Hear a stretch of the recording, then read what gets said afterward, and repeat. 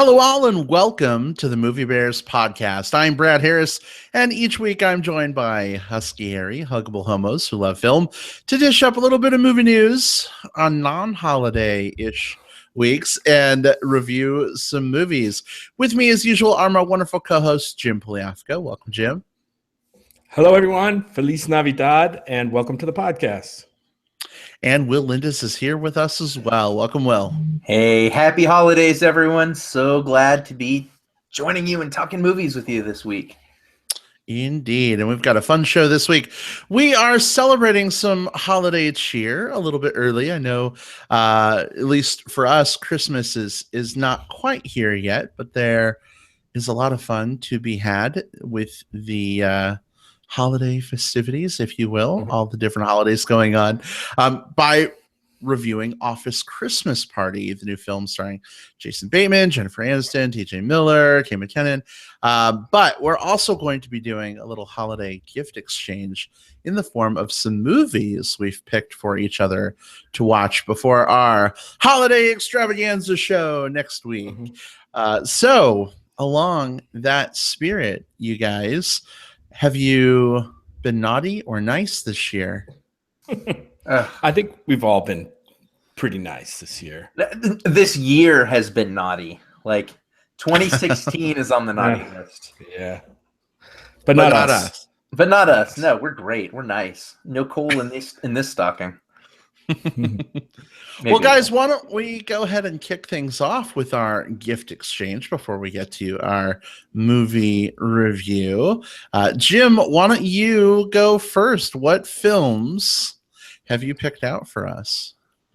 Well, I think how is this going to work? Are we going to do one at a time? And like, I'm going to do one and then because we each have two to give. So am I going to give my two right up front or do the one and then circle back to the other one? So why don't we have you pick one of us, give a movie, and then we'll go on down the list and we'll just make it 2 rounds. That's easiest, I think. 2 rounds. Okay. I like it.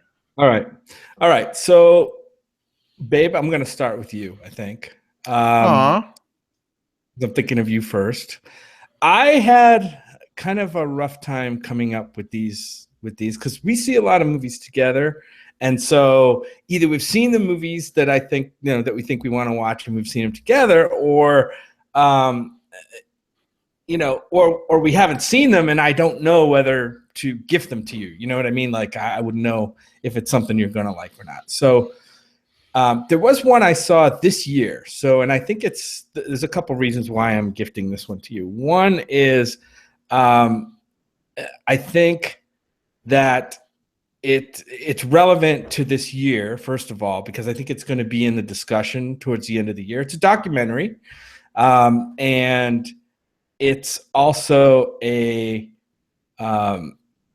kind of like it matches up with your previous background of political campaigns and stuff. Yes, Wiener. Did you see Wiener? I don't think you saw Wiener. Did you really just give me a gift involving politics and documentaries? Yes, I did. Oh, goodness. Okay. No, but it's called Wiener. It's called Wiener. I gave you a wiener.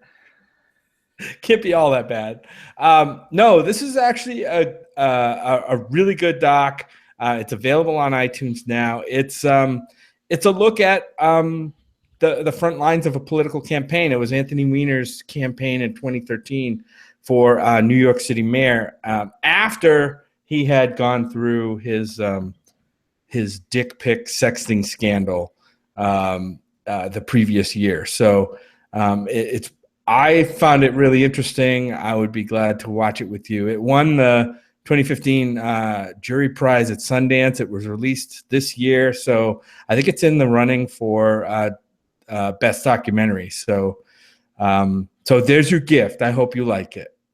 Well, I feel bad because you don't look very pleased. I saw half of it with you. I came in halfway through it and finished it out with you, I think. And so I'll have to go back and catch the first half to complete my you gift. really only caught the shaft. You didn't catch the head.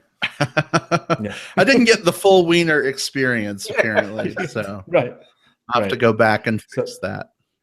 So yeah, I think I think it's one you like. I waffled with another movie, and we'll talk about that later, maybe. All right, awesome. Well, thank you, Will. How about your gifts? All right. Well, I'm going to start with Jim. And before I assign yours, Jim, I wasn't sure if you had seen the one I picked out for you. So I'm going to just put it out there, ask if you have. And if you have, I'm going to go with my backup choice. Okay. Okay. Can't wait. Yeah. So the theme of this gift is Korean cinema. We've talked a little bit on here about how, you enjoy Korean cinema. I love Korean cinema. And I feel like there's some films that I would just absolutely love to talk more about with you. So I want to ask if you've seen 2010's I Saw the Devil. I did see that movie. All right. So I did. I'm sorry. I did see that movie. I actually saw it in a movie theater in Boston one time. But all right. Well, then I'm going to pull that Tom's movie theater. I think I actually saw it in Tom's movie theater. Yeah. Well, then I'm going to pull that one off the table and put. I'm sorry. No, that's fine. I figured as much. I figured like if I didn't assign that one before I did any of the others, I would be remiss because it's just so damn good. Great pick, though. Great pick. So instead, I want to go with one from this year. Have you yet seen The Wailing? No. Have not seen that one. No. So The Wailing is it's a bit of a long film. It's 2.5 hours. It is a South Korean kind of supernatural occult ghost story type thing. It came out earlier this year. It went over like gangbusters in South Korea. Like it's an extremely popular film there. And has been kind of making the rounds over here. The filmmaker is Hong Jin-na. This is a guy who's done other films like The Chaser and The Yellow Sea, which are both totally worth watching. Really, really good. Man, what can I say about The Wailing? This is a movie that is, in the best way possible, tonally all over the place. The actual premise is this guy shows up in this village, and shortly after, this weird, mysterious sickness starts spreading. So it's up to this cop who's kind of a bumbling cop.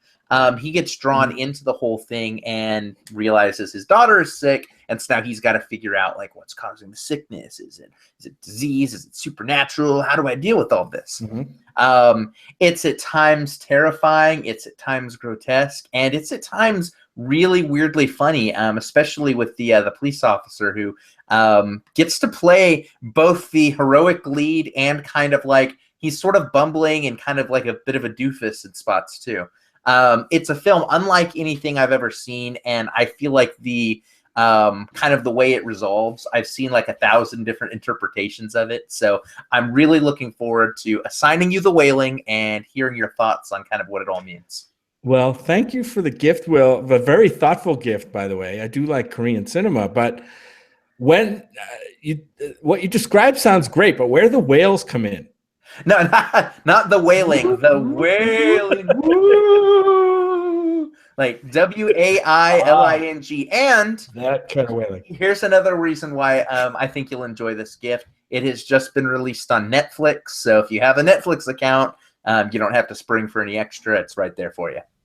Great. Fantastic. I will definitely look that one up, and we'll get back together and talk about it. Woo! Thanks, Will. There we go. All right. Let's see. Brad. What have I got under the tree? Which one am I going to pick first? Oh, here's one. It has Will's name on it. Oh, my gosh. I've got a gift for you, Will. Hey, so in trying to pick this gift, you and Jim have such like wider movie experiences than I do. So I'm like, oh my God, how do you get a gift for the movie guy who has seen everything? But if your letterboxd is to be believed, I don't think you actually saw this one. So Jim and I saw this film at South by Southwest this year, and I know for a fact you didn't see it because that was one of those few times where you cut away to go look at something else because nothing can ever work out on the schedule where you can see everything you want at the same time. And that is a movie called Rainbow Time. Did you see it and it's not on your list? It is not on my list. I haven't seen it yet. I saw that it just popped up on Netflix the other day. So yes, I'm all about this gift. But oh, excellent. Yeah, excellent. I'm glad to hear that. This is a film that we absolutely adored. Stars Linus Phillips, Melanie Linsky, who we loved on Togetherness. I don't know if you watched that on HBO at all, Will. Great show with Mark Duplass. I haven't, but I like Duplass and a lot of other things. So I'm in on Duplass. Yeah, it's super good. And Tim Sharp is in this as well. And basically, the IMDb description, for anyone who's not familiar with this movie, I'll just read it. A developmentally delayed 40-year-old man named Shanzi is sent to live with his brother Todd. But when Shanzi develops a crush on Todd's new girlfriend Lindsay, he threatens to reveal past secrets that could ultimately tear the couple apart. It sounds, I don't know, like a weird romance movie or something. But, I'm such a fan of movies that like really emotionally move me. And this is definitely one of those. I think it hits you in the emotional areas, but also as a child of the 80s, Will, which I know you are like me. I feel like this movie is kind of a love letter to that a little bit too. So, and it's a love letter to movie lovers. So I figure 1, 2, 3 punch combination for your gift. I hope you like it. You are checking off all my boxes with this one. So thank you, Brad. I happily receive your gift. You are welcome. Oh, yeah, I love that one too. It's when I saw that one, I'm like, oh, this says so many great things in there that relate to people who love movies. And this guy, Linus Phillips, man, kind of blew me away. He directed and starred and wrote this movie, but it's got the Duplass brothers stamp like all over it. I think they produced it. It's definitely in that wheelhouse of like emotional drama, but also some upbeat stuff. So I think you'll like it. I just watched a new Mark Duplass film the other night, and so Blue Jay. So I've got Duplass like very actively on my brain right now. So not only was this a good assignment, but I feel like the timing of it was like perfectly in sync with like when I would best be ready to receive it. So yeah, awesome. Nice. Well, I'm glad you're in the mood to receive. Well, it sounds like it's time. Whew, me too, because you're going to receive something else right now. Line them up. All right. Will. Here's your I guess your second movie to watch, and we've maybe talked about this one on the show before, but I think I might be the only one who actually watched it all the way through. And please tell me if you saw this one, because I do have a backup also. Fair enough. The Assassination of Jesse James by the coward Robert Ford. I have not seen this one yet. Okay, this is one that I think you will like. It's written and directed by a guy named Andrew Dominic, who I really didn't know much about, but he did a movie this year. It's a Nick Cave documentary called One More Time with Feeling that's been buzzed about. I didn't see that one either, but this film kind of came out of nowhere. I kind of watched it on a whim one night, and I was totally blown away. I'm going to read a little bit about what it is. It's a 2007 movie, an American revisionist Western film written and directed by this guy, Andrew Dominic. It's adapted from a 1983 novel of the same name. The movie explores and dramatizes the relationship between Jesse James, played by Brad Pitt, and Robert Ford, played by, and this is timely, Casey Affleck, focusing on the events that lead up to the titular killing. So yeah, I mentioned, Casey Affleck is a super hot commodity right now, coming off of Manchester by the Sea, right? Which I think you saw already. I did, yes. The guy's amazing in that film, and he's also amazing in this one. Brad Pitt, actually, probably one of my favorite Brad Pitt performances ever in this movie. Sam Rockwell is in this. Jeremy Renner, Michael Parks, Zooey Deschanel, Mary Louise Parker, Sam Shepard. The cast in this is fantastic. Wow, yeah. Fantastically shot. It's got some scenes in here that will blow you away. Roger Deakins, cinematographer.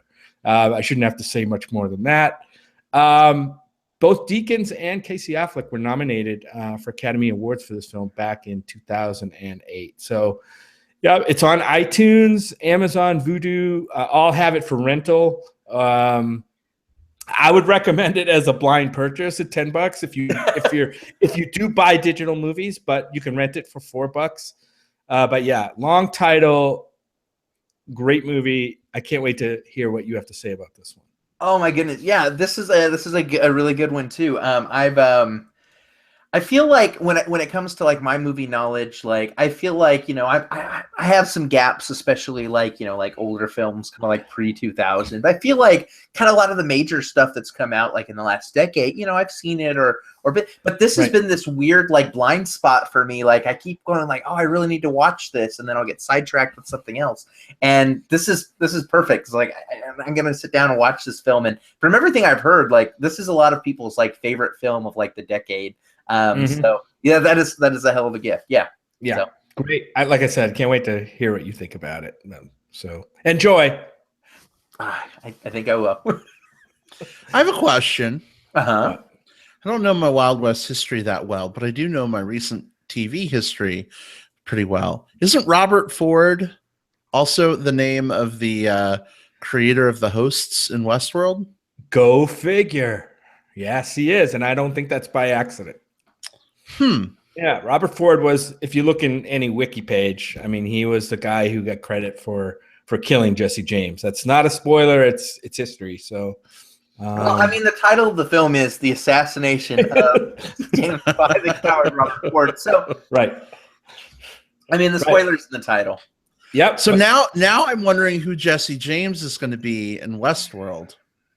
Is that a metaphorical Jesse James? Maybe. I'm like reanalyzing the whole first season of the show. Maybe Jesse James was, who's the other dude? No spoilers. No, never mind. I'm not going to say anything. Oh, goodness. All right. So, Jim, that was your second and final gift. Will. Right. My sack is empty. Your sack is empty. Now that I've given you guys what I had, my sack is empty. Well, you gave us quite a bit.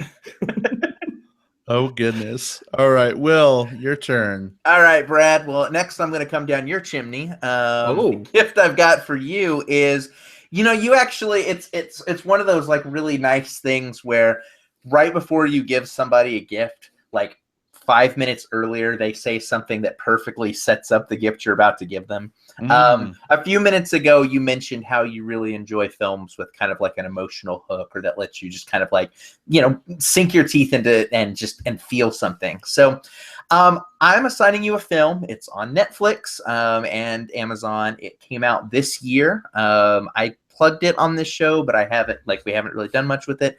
It's a film called Other People. Have you seen it yet? I have not. Tell me about this movie. Other People is the best film that nobody is talking about this year. It's a film starring Jesse Plemons, who we've seen in like Black Mass and a few other things. Breaking Bad. Yeah, Breaking Bad. The guy that to me kind of looks like a slightly chubby, like Matt Damon, sort of like it's. And it's got Molly Shannon and Bradley Whitford in supporting roles.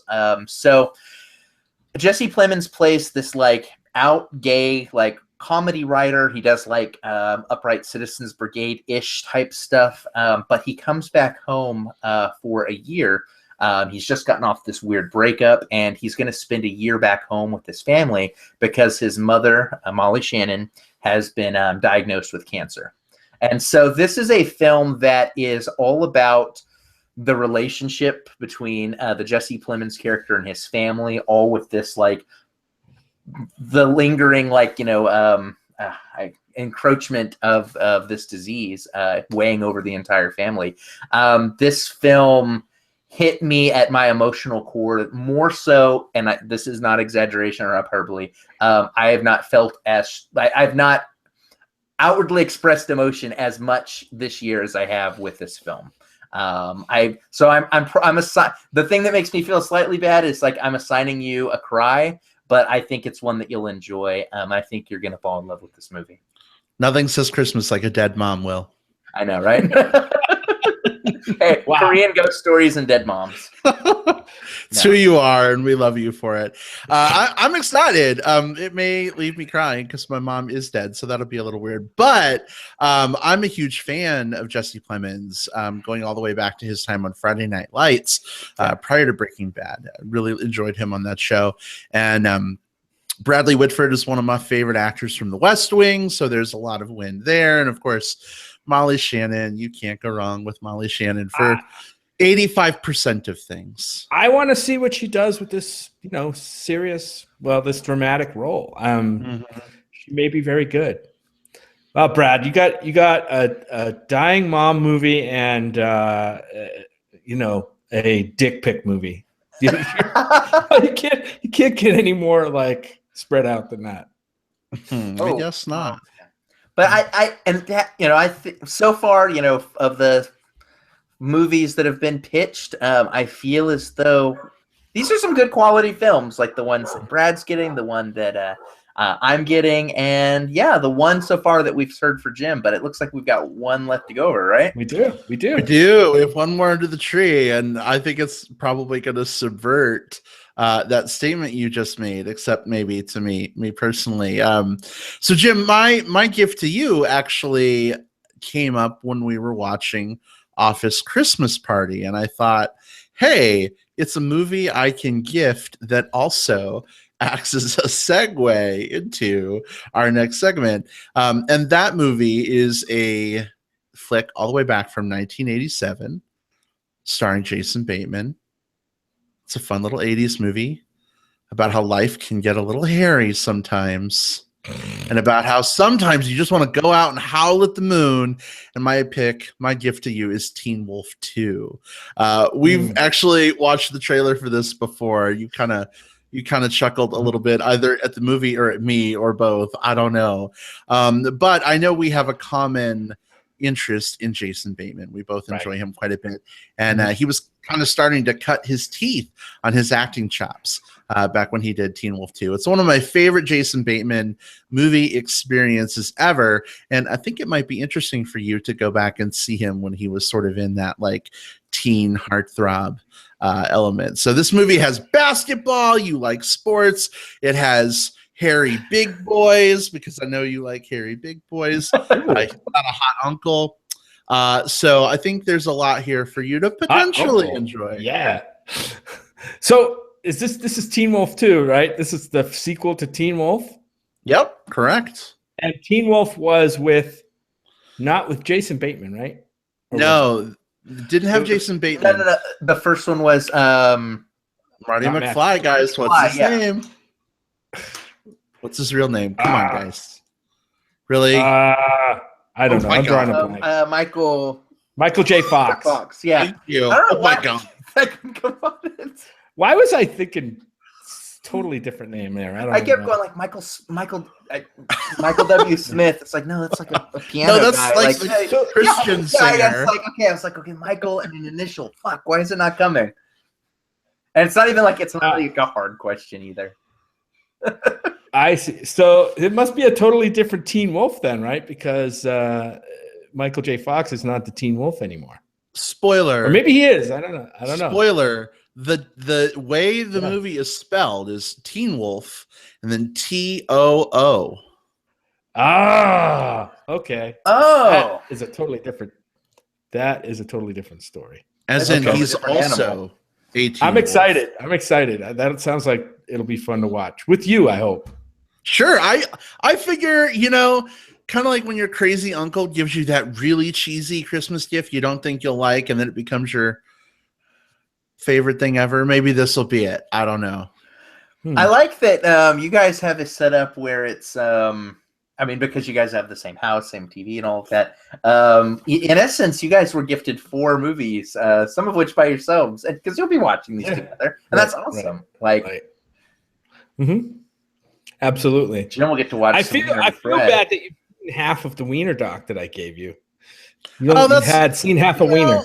Sometimes when you get just the tip, you want to go back and get the whole thing. So it's all right. Yeah, it was foreplay before. I think it's the full experience. Right. All right. Well, there we go, guys. Well, we are going to have a busy weekend and week coming up if we're going to watch all these movies before we talk about them on our holiday extravaganza, whenever that's going to be next week. I think what we're going to do, Will, we haven't talked about this with you yet, but because people are traveling and stuff during the holiday, maybe what we do, because next week, holy shit, Star Wars Rogue One and our 4-year anniversary in one episode. Yeah. So I'm thinking maybe what we'll do is we'll record that.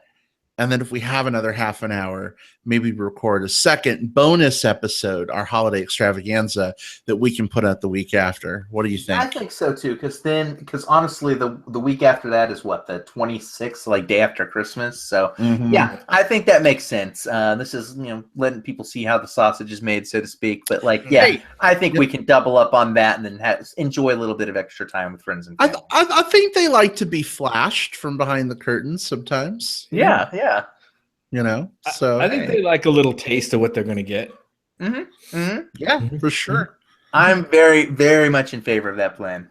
All right, awesome. Well, going to be a fun show next week. I'm looking forward to watching these movies.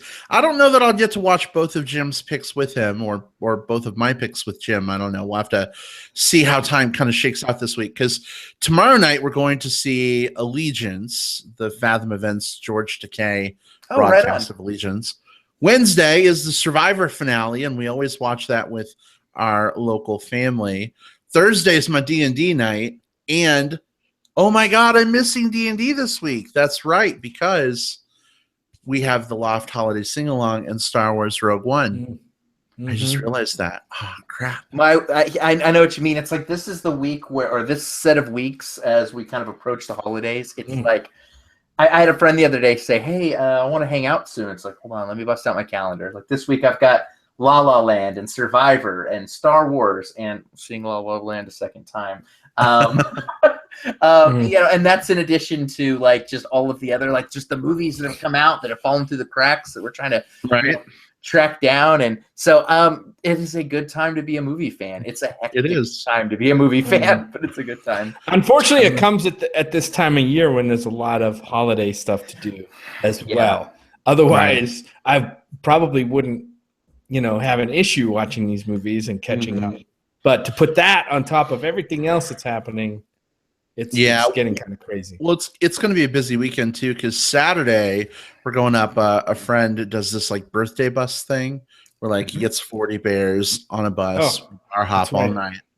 Oh wow, that sounds fun. Yeah. Just if you're just if you're out like going from this bar to the next, just swing by Austin really quick, grab me. And then we'll hit up like the third bar. Yeah, sure. Why not? We'll come pick you up. Maybe grab a few other folks too. Wiggles, Chops, Nakia, maybe a few other folk, and we'll just come right back up. It'll be good. Just make a quick. It's a quick side trip. It's not that hard. Yeah. Did you say side trick? Side trick. Tell us something. That works too. Somebody side trip, but I do like side trick better. You guys will be my side trick this Christmas. Oh, there we go. Never mind you as a side trick. Well, your guys aren't side trick. You guys are my bottom bitch. Oh! I thought we were the main attraction, but whatever. Well, that too. No, that's what bottom bitch means, right? Top, bottom, side. It doesn't matter. Oh, be all good. Oh goodness! And now we've taken things to like the skirting of that level. No, we didn't skirt this level. We took the line and we just pissed all over it. Like we disrespected and violated the line. Well, you know what? It's the holidays. We can do whatever the fuck we want, right? Yes. Merry fucking Christmas. In fact, Francisco Salgado just commented live and says, sexual innuendos and movie presents and bears, oh my. Yeah, those are really the things that we do best. Pretty much. Well, hey, Francisco, good to hear from you. Happy holidays. All right. Well, guys, we have a movie to discuss. How are you feeling about that? Are we ready for that last gift under the tree that we're going to unwrap? Oh boy, I hope it isn't a sweater.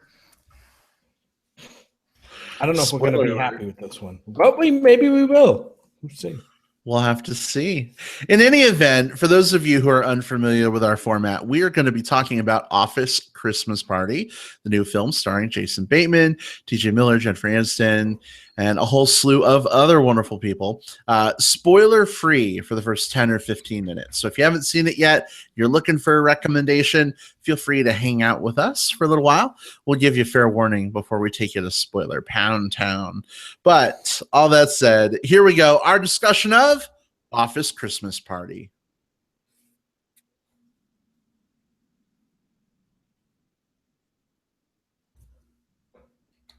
All right. So, Will, why don't you give us some initial setup for this film and whether you think it's worth checking out in theaters, renting, skipping? What's your thought?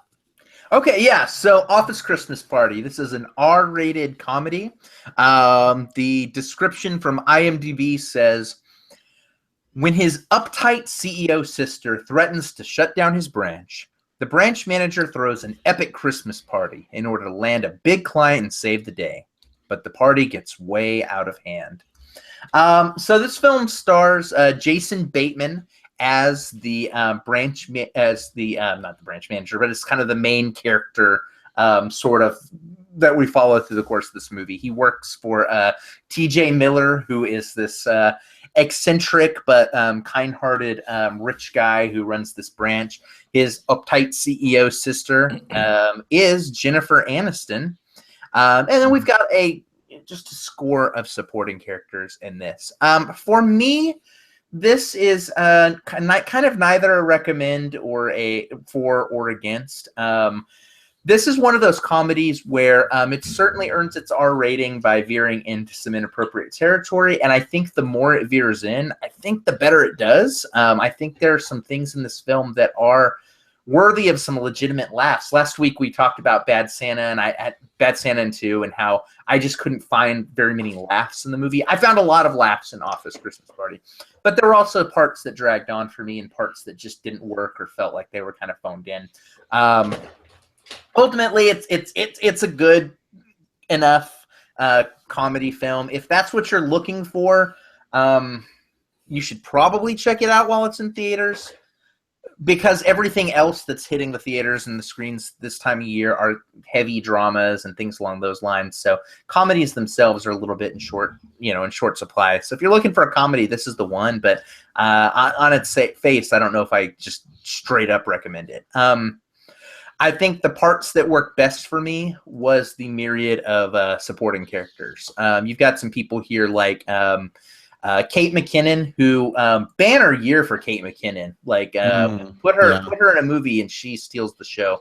Jillian Bell, who she was probably my favorite part of 22 Jump Street when we saw that before, and she was one of my favorite parts about this film as well. Rob Corddry, Vanessa Bayer, they all do a great job. Probably less so for me was Jason Bateman and Jennifer Aniston themselves. I know they were kind of the main characters who we're following here. Nothing wrong with them here, but I felt like this felt like kind of Bateman playing just kind of a regular Bateman role. I felt like it was almost like kind of patched together from just like, you could have patched this performance together from just clips of him from Arrested Development or Bad Words or, any of the very like Bateman-y Bateman movies. Boring Bateman is still good Bateman. I like Bateman, but I couldn't really see him as a standout here. I will say TJ Miller turned himself around for me. He's not a guy who I like very much. He always comes across as remarkably obnoxious. I had to stop watching, and this is probably an unpopular opinion, I had to stop watching Silicon Valley because of him. He was my least favorite part of like the really awful Transformers movie that came out a few years ago. I really liked him in this. I thought that I got to see sort of just like his big-hearted doofiness, and it kind of worked, and it kind of felt sincere here in ways that it normally doesn't. Yeah, so it's okay. It's fine. Go watch it or whatever. I don't care. So that's really a middle of the road. Yeah, it really is. It's like I lack the passion to be excited one way or the other on this one. So yeah. Understandable. Yeah, I mean it's a little similar for me. Going into this movie, I was not expecting a lot. And I didn't get a lot, but it was more entertaining than I thought it was going to be. There were more laughs than I thought there would be. You know me, I have such a weird comedy bone. Like, you know, things just don't always strike me the way they do other people. But I thought there were some genuinely fun moments in this movie. I'm sure we'll talk about some of them in spoilers. I wanted to give a quick shout out to someone I don't think I heard you mention her, Will, but I thought she was really good, and that's Olivia Munn. Yeah, I have enjoyed her in a lot of different things. But in this role especially, she was fun. What I like is did you see The Newsroom at all, Will? Jim, I know you didn't. No. I only watched that first episode, the one where that one clip kept playing over and over and over on Facebook. I only tuned in for the first episode. Gotcha. Well, Olivia Munn played like my second favorite character on that show. And so I like that she was kind of like a mix of that character and like a savvy hacker, sarcastic chick. Like it just worked for me. It was good. You know, way better than her stint as Psylocke in the X-Men movie this year. Fully agreed. Yes. yeah, absolutely. But also Courtney B. Vance was fun in this movie too. He kind of plays the businessman that they're trying to win the contract or whatever from. And of course, as per the trailer, they're throwing this magical party to try and win the account. And I thought he was great in this movie. I thought he was fun and was kind of a character that I think some people could kind of relate to a little bit. So it was interesting, you know, just to kind of round out this great cast that this movie had, right? You've got a lot of fun bits coming from different people. Although Jennifer Aniston, so Will, you mentioned you weren't like a huge fan of her in this movie. I really enjoyed her in this movie, but I really fucking hated her in this movie. And I know that sounds like a weird sort of thing. So I fucking hated her character. I wanted to run her character over with a car. She was so mean, as they say in the trailer. And I think, just bear with me on this, Jim. I told you I woke up this morning about this terrible PTSD dream I had about this old boss of mine. Do you remember that? Yeah. I tell you about that this morning. I'm pretty damn sure seeing Jennifer Aniston in this movie is what has sort of awakened that sleeping beast. Yeah. God, she was just like a boss that I had when I worked for my previous company. My current company, I adored. Everyone's amazing. But she was a terrible, terrible boss. And Jennifer Aniston in this movie, her character is just fucking the same way. Heartless motherfucking bitch. And I actually appreciated that Jennifer Aniston was sort of able to believably bring that. One, because it's Jennifer Aniston, but two, there was actually some heart behind that dynamic. We can talk about it more in spoilers, but she wasn't being a bitch just like to be a funny bitch, you know, in this movie. There was kind of a reason for that and the setup of the character and her backstory. So I actually kind of appreciated that depth a little bit. Co-signed on TJ Miller. I find him so fucking obnoxious pretty much all the time. I hate watch Silicon Valley. Jim can attest to that. So, I mean, I'm not a big fan of his typically, but I actually kind of enjoyed him here a little bit. Maybe 25%, 22%, 19.5%. I enjoyed him in this movie. Jason Bateman, I adore Jason Bateman. I still have like a teen crush on Jason Bateman. If Jason Bateman walked into a room and was like, hey, go file and make copies for me, I'd be like, yes, sir. So I enjoyed seeing him in this movie. I do agree. Maybe it's not Master Bateman, but it's more just, you know, Villager Bateman in terms of his performance here. But I just wanted to say masturbate. So, you know, hey. I think Brad wakes Master Bateman performance. I'd like to think that, Brad, you woke up this morning after your horrible box stream, which also fits. Right. And just like in the morning, in the shower, you're just like, oh my God, okay, I've got this perfect line. I've got to work it in, just like, you know, the perfect one. And it was masterfully dropped. It's what I do. Anyway. So I would say for me, if you're looking for a better holiday movie than fucking Bad Santa 2, which, by the way, I did not get to be here last week because I had to work. But that movie I agree with you guys.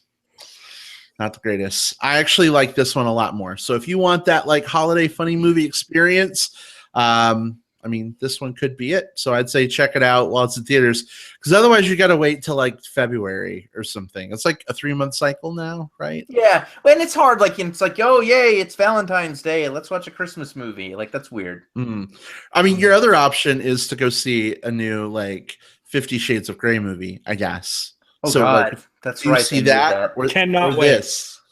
Quick interjection. Like, so when we get to February, we're going to be talking about movies that we're going to see and review for this show. And I kind of like the rest of the world forgot they were making the new 50 Shades of Gay movie because, you know, it's like everyone in the world kind of lost interest with that franchise except for the filmmakers. God, I hope there's something better going up against it that week so we can just like push it to the side. And there's not. We're going to be reviewing that stupid movie. I don't know if we'll review it, but I told Brad, I said, we're invested now. We saw the first one, and I remember not actively hating the first movie. I found that there were some things that weren't so bad. So and that's not a ringing endorsement, though. Like, you know, it's no.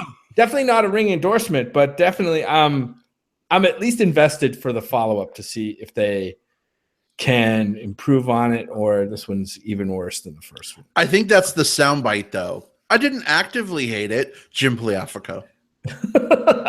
Right. I like it. Put it on the passively only. There you go. All right. So, Jim, Will, and I have kind of weighed in. Where do you fall? I think I didn't like this quite as much as you guys. I guess it hasn't been a good year for these holiday-themed comedy movies. I mean, I don't know what it is about this genre that makes it's so hard to make a satisfying and really good, holiday comedy. I think last year we got there was a Seth Rogen, James Franco movie or something last year. Was it last year? Last Night Out or something like that. Right. Yeah, something like that, which I didn't see, so I can't pass judgment. We got Bad Santa 2 this year. I mean, like I said last week, I love the original Bad Santa. To me, that's the best holiday comedy movie that comes to mind in my mind right now anyway. But I just didn't, as far as Office Christmas Party goes, I just didn't like it very much. I found it disappointing again, like Bad Santa 2. Again, a pretty good cast in this movie, right? We talked about T.J. Miller, and Will, I want to talk about that a little bit more. This is Ehrlich from Silicon Valley. I don't know, what turned you around on this character or actor, because he's playing the same freaking character. The only difference is in this one, you get to see a little bit more of his warm-hearted motivation in this movie than just the kind of crazy, you don't know what he's going to do next. Hence the 19.5% I aforementioned. I gotcha. Makes sense. Maybe that was it for you too, Will. I don't know, but I don't hate T.J. Miller. I mean, he does what he does, and that's cool. He can be really super annoying. I kind of like Silicon Valley. I like the character Ehrlich from Silicon Valley. So to see him do it in this movie was, okay, it's more of the same, but it's one of the things in the movie that I thought kind of worked. Jennifer Aniston, pretty good here. I thought she was really great as the what you call her, Brad, uptight CEO sister. I just call her straight up corporate bitchy executive, right? I mean, because that's what she was. Kate McKinnon was I thought good here. I think she landed with about 50% of her jokes, and the movie for me landed about 25% of its jokes. So she was above average for this movie. Rob Corddry, who I love, was totally wasted in this movie. I can't remember him having a funny line in this movie. I don't know. He did have one really standout moment we can talk about later. We'll talk about that later in spoilers. Jason Bateman, I agree with you guys 100%. He got a lot of screen time in this movie. He kind of played the straight guy in terms of he wasn't the jokester so much in this movie. It was kind of everybody around him. So he wasn't terrifically funny, but I don't think his character was designed that way. And just like Bad Santa 2, I found myself laughing a few times. but it never really gelled for me as anything. I mean, this movie was basically just a series of gags, which to me, Will, you touched on something, and we talked about this last week, that these movies try to straddle that line between, going like way over the edge with the R-rated stuff and kind of reining it in. And I think you're right. This movie should have kept going, because the parts where it actually like pushed that envelope were the funniest parts of the movie for me. And we'll talk about some of those in spoilers. There's a couple, and both of them were very much R-rated, I think. One of them maybe not, but yeah, it was a series of gags, and I found myself watching it on. My excitement for the movie grew, like, because, okay, now we're going to see more shirtless guys or more naked people, you know what I mean, doing stuff.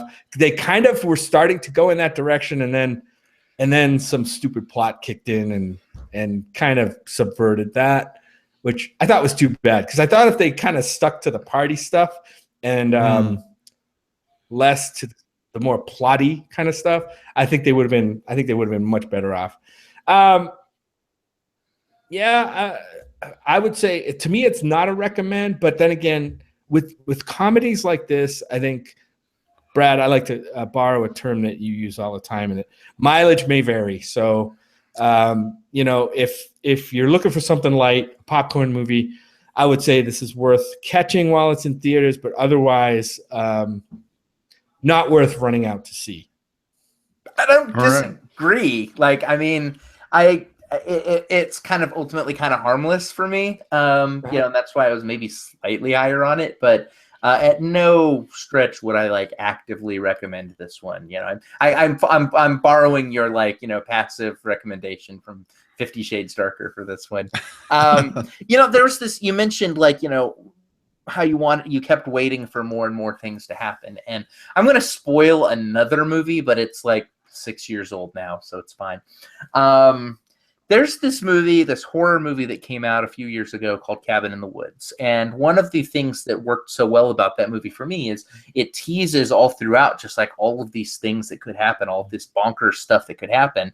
And then you have this glorious scene where it all comes together. I don't know if you guys have seen it, but the elevator scene where just bedlam breaks out. And it is like the ultimate money shot after all of the teasing that the film's given you all the way through that. And I wanted more of that here. I wanted the equivalent of the elevator scene where just shit is happening all over the place, and oh my God, was that a dick in the background? And are they doing cocaine right in the front? I just wanted so much stuff going on that I couldn't process it. And every so often they would kind of flirt with it, but then they would kind of jump back over to one of the core characters kind of resolving their stuff through the party. And I think the more and more they did that, the less it worked. Yeah, I think about a half to 2/3 of the way through the movie is when it hit its peak for me, because stuff was really starting to go crazy at the party.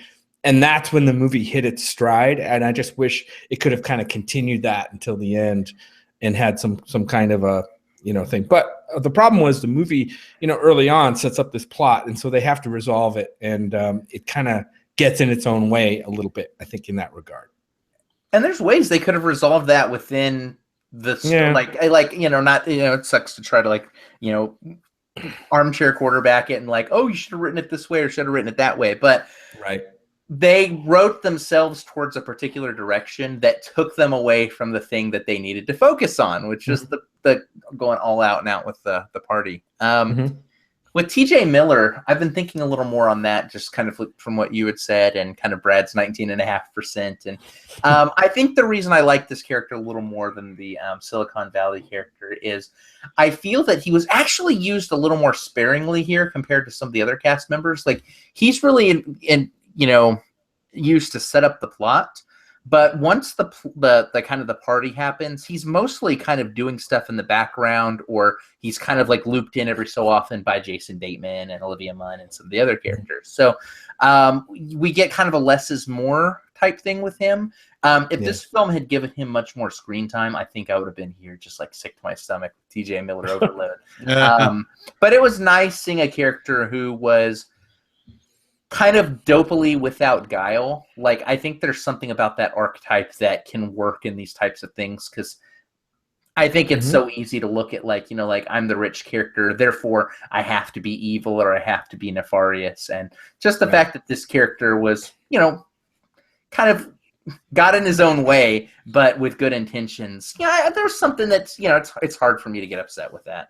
Yeah, and and that's kind of the reason why I still kind of dig the Silicon Valley show, but so we'll see what happens when that show comes back. But yeah, some of his other roles I haven't quite liked quite as much. So yeah, especially going back to the first Cloverfield movie. Especially the first Cloverfield movie. Oh yeah, yeah. I think that kind of set him off on for a lot of people. I think that kind of gave people a bad taste, and they've maybe never recovered from. But yeah. Well, to my credit, I didn't even realize that was him in Cloverfield. I went back and rewatched it again. So my distaste for him on Silicon Valley is pure. Pure distaste for him on Silicon. Absolutely. All right. So why don't we go into a quick spoilers section? We don't really need to spend a lot of time here. But if you're listening and you value your innocence, definitely leave, come back, follow the time index in the handy dandy show notes if you're listening on digital tape day, delay, blah, blah, blah, Brad. But question for you guys, spoilers are fair game. As much as I love Rob Corddry, my question is, was that his dick on the copy machine in the 3D printer? Scott and I had the same conversation afterwards. and kind of like our thing was like, maybe it was, but there was just something kind of like artificially looking, just like I may have seen a penis or two in my day, and there was something that just did not feel authentic. I didn't feel like his penis captured the sincerity of that scene. Yeah, kind of phoned it. It was a phoned in penis performance, if there ever was one. You really did. No, I don't know. To me, it kind of looked real, so I'm thinking maybe it was a penis double. You know what I mean? Right. Yeah. For Rob Corddry, I don't know. Who knows? But that was one of the funniest scenes of the movie. I thought. I mean. To me, to love a scene that has the D, but I mean, the D and the 3D printer was one of the funniest gags of the movie. But isn't it the type of gag that they should have done more with? Like, I kept thinking, like, oh man, they're making these copies of the dick. Later on, there's going to be just like photocopy dicks all over the place, or like it's gonna come back in like an even funnier way. Like, you don't have to make it part of the plot, but you can do a really good comedic callback to that. And instead we see just it kind of printing. And did they ever come back to it at any other point, or was no, but we should have seen Rob Corddry getting fucked by his own dick. See, that's something. That is something. Like, if you want to go crazy with this movie, you go with it. Even like some of the other, I think maybe that's what they stuffed so many characters with their own like storylines that sometimes they just disappeared. Like, we've got the Randall Park character who also wasted in this. He's a really funny dude. But he has this storyline where he's, I'm kind of shy, and I kind of like you, Vanessa Bayer character. And, they decide to kind of go off and fool around. And you find out that he's into like adult infantilism. Like, he's like an adult. He does the adult baby stuff. She gets disgusted and kind of leaves him there. And then you just kind of see him in the background after that. Like, again, imagine if like we pan across a scene at some point and he's wearing a diaper, and like another one of the people is like feeding him like with a bottle or something like that. You don't have to do much with it, but you can like play with some of these like weird eccentricities and just turn them up to the next level. And they just never did. I don't need, in this type of movie, I don't need every character to have, a story arc and tie into the main plot. I just want to laugh my ass off and have a good time at a movie like this. And it's okay if the plot is ridiculous, because this one ended up being ridiculous anyway. The thing that got the biggest reaction out of me, laugh-wise, was the eggnog luge. I'm like, oh yeah, that was great. Whoever came up with that was that, and the way that was shot was I thought was was fantastic. And like the way Jason Bateman was like cupping the balls with one hand and like holding the dick with the other. Yeah. Right. I'm like, we have to get that one at the next Gay Bear Christmas party. Like, we have to get something like that. And not only did we get a funny scene with it there, but it cut back to it a couple times when the party started raging. Like, that's all I need. I need stuff to be funny and for it to feel like it kind of fits within this party. Like, that's where you get your callbacks or someone referencing something very lightly. Like, I think the other thing that I feel like this movie really did not do a good job of is the theme of the movie is Office Christmas Party. It's about this raging Christmas party. So the final plot line is all about like, the TJ Miller character gets kidnapped by this pimp and these prostitutes, and there's this car chase and this thing. And the problem is all of those things took place away from the Office Christmas Party. They could have still had the Jillian Bell character. You could have still had the plot line that kind of resolves around the pimp trying to steal the money. I think Jillian Bell, to her credit, did a brilliant job with it. I fucking loved her in this. But you could have done it inside the office and maybe had a final showdown on the roof or something like that. Or, had like the villain get crushed by the penis luge eggnog statue.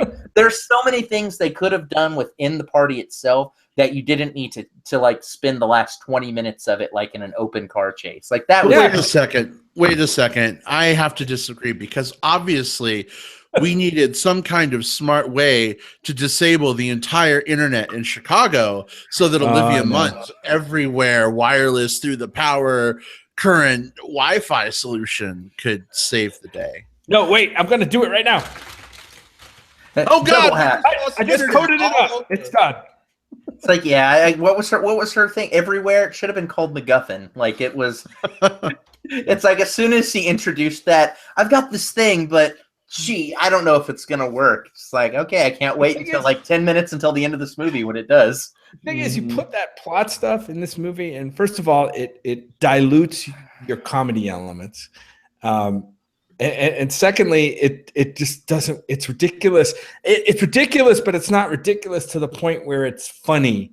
You know what I mean? Like on top of the stuff that's already funny, I don't know. It's just stuff that you don't care about, and I don't know. Maybe they needed it to make a whole movie, but I think I wanted to see something more like, just kind of crazy, more party shenanigans. You can still have plot elements and just think about like 80s comedies, like the ones where it's like, especially like frat house comedies, Animal where it's House. all about like Animal House, where all of it's about all of the insanity that they have to do so that they can impress the dean or not get kicked out by the dean.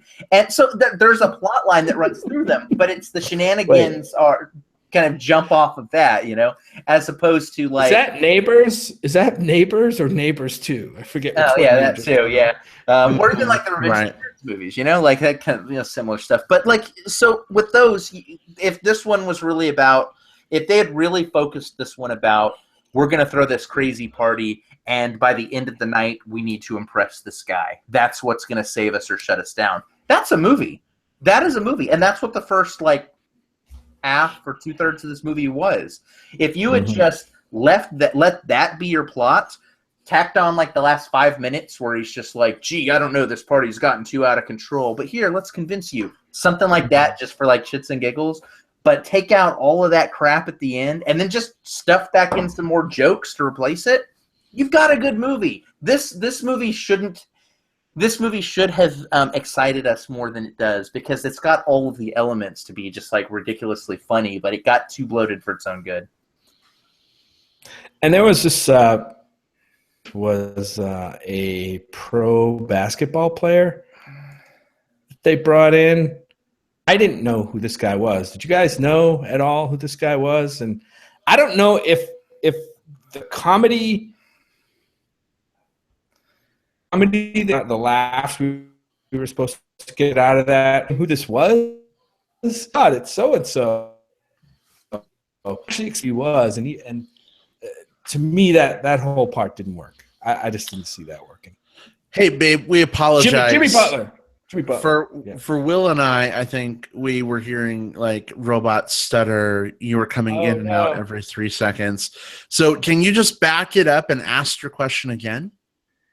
In part of the movie, they brought in a character named Jimmy Butler, who was who was introduced as a pro basketball player, which I don't know where the comedy was supposed to come from there. I don't know if it was supposed to come from us knowing who Jimmy Butler was or not knowing who Jimmy Butler was, or if it even mattered, because in the story, they had to announce who the guy was. I mean, he was just a guy they brought in, and, oh, this is Jimmy Butler. Oh, my God. Like, I'm like, okay, is this supposed to be funny, or is this supposed to? I don't know. It just things like that fell flat and took the comedy momentum away from the movie. How much do you want to bet that there was someone else previously attached that backed out, and so they replaced with just whichever whoever they could get. Like, imagine if that. And again, I'm totally speculating, but you've got someone like LeBron James who was had kind of a comedic turn in Trainwreck. If that exact same scene had been LeBron James, like, we wouldn't be having this conversation, because we'd be like, oh, I get it, it's LeBron James. But instead, you've got and maybe there's some basketball fans out there who are saying like, no, you idiots, don't you guys know who guys are assholes? But I seriously don't know who the guy is, and to that point, like, I imagine, like, a good percentage of the viewing audience, if this guy isn't a household name, isn't going to really care that this dude's in it. So yeah, it's just kind of wasted runtime. Right. Yeah. Yep. Mm-hmm. Oh, wow. Absolutely.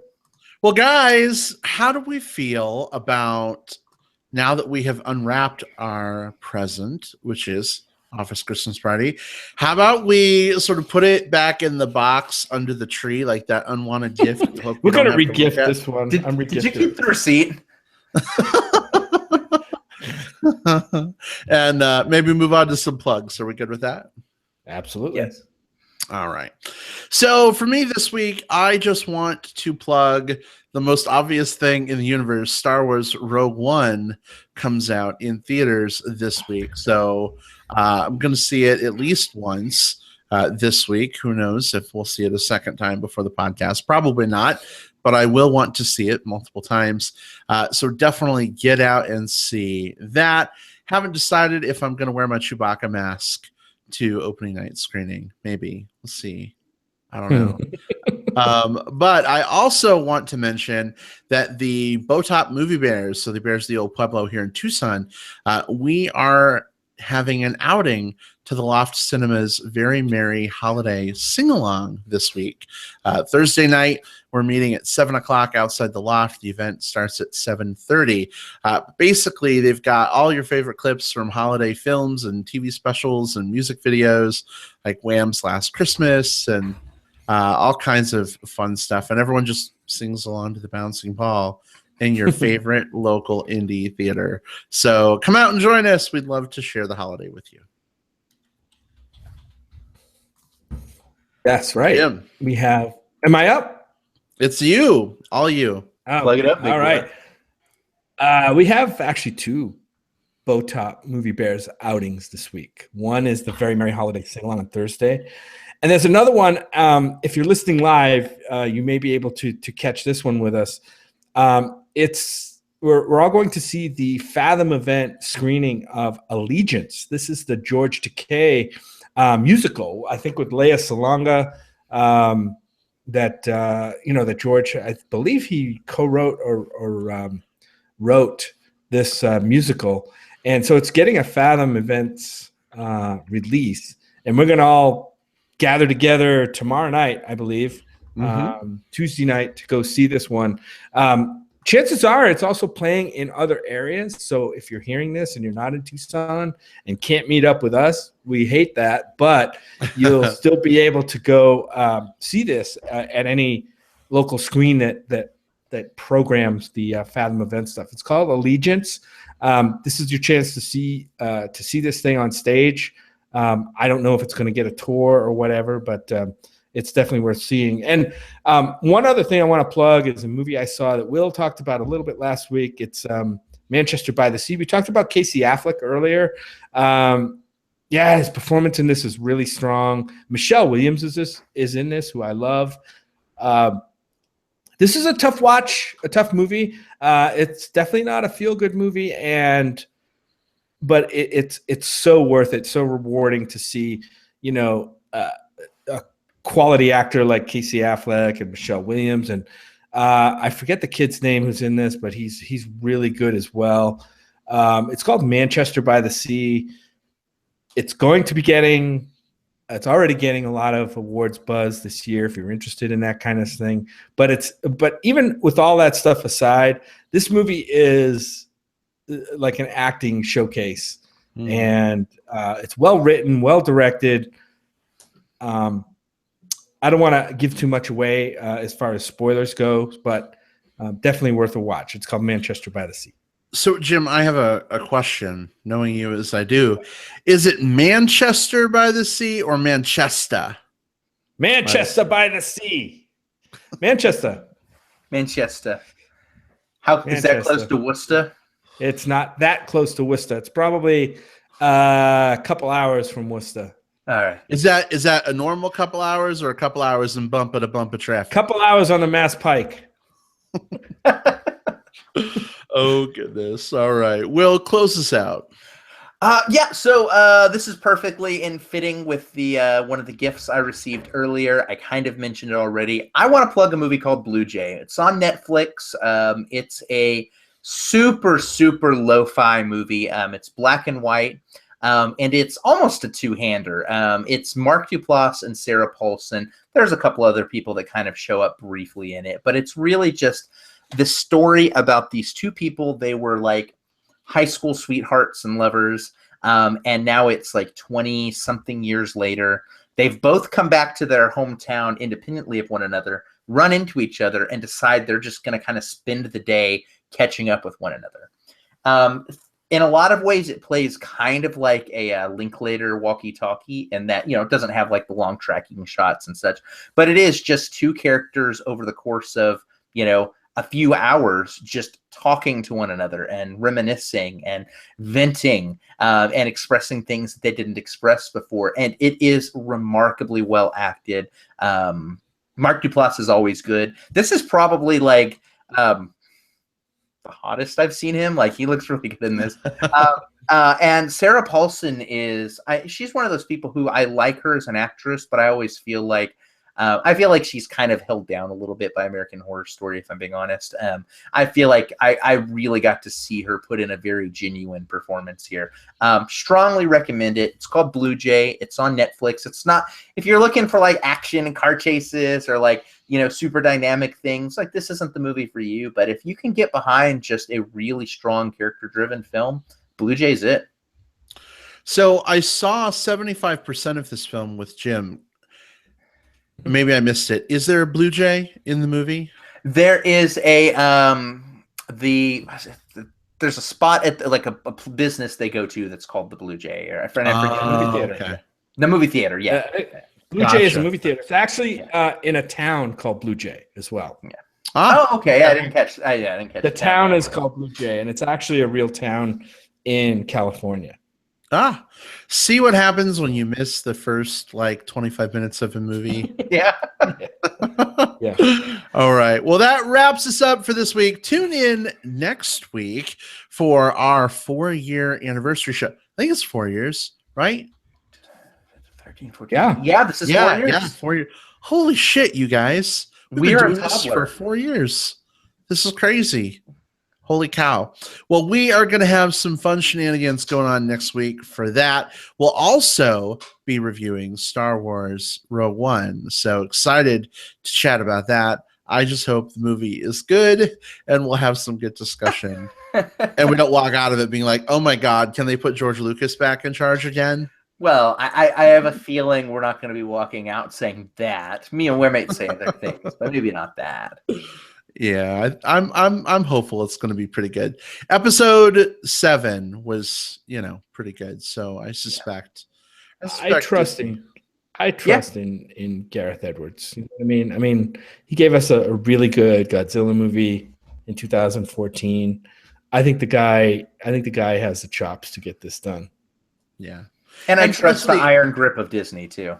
And Felicity Jones, don't forget. Yeah. Yeah. So, Yeah, we'll see. But I'm pretty optimistic. well, we shall see.